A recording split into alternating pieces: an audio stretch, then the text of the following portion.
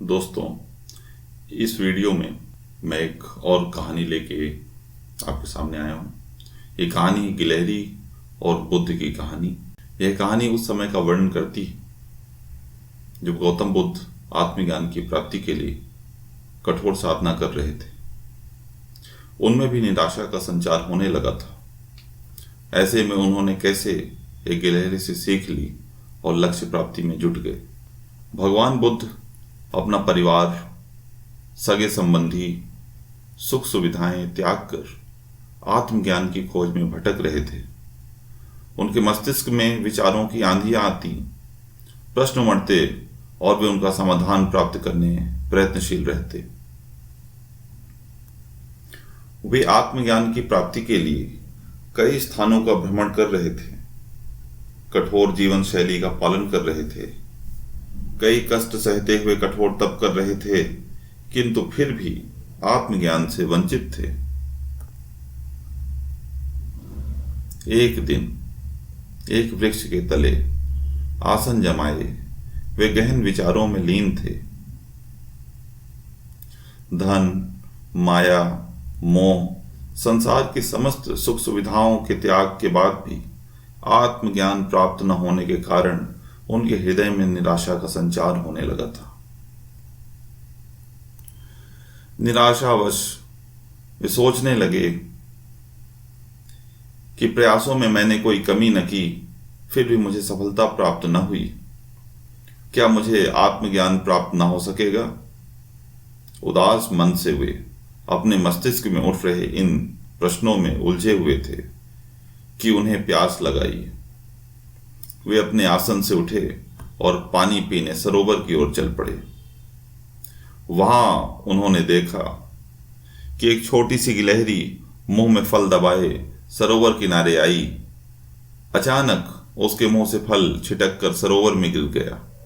फल सरोवर की गहराई में समाने लगा। गिलहरी तुरंत सरोवर में कूद पड़ी और उसके जल से अपने शरीर को भिगोकर बाहर आ गई। बाहर आकर उसने अपने शरीर से पानी झड़ाया और फिर सरोवर में कूद गई। ये क्रम उसने जारी रखा। वो सरोवर में कूदती और खुद को भिगोकर बाहर आ जाती, इसके बाद शरीर से पानी झड़ाकर फिर सरोवर में कूद जाती।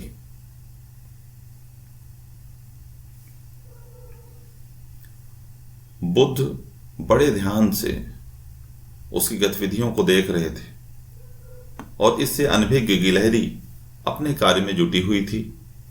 बुद्ध सोचने लगे कि इस छोटी सी गिलहरी के लिए सरोवर खाली कर अपने मुंह से गिरा फल प्राप्त करना असंभव है।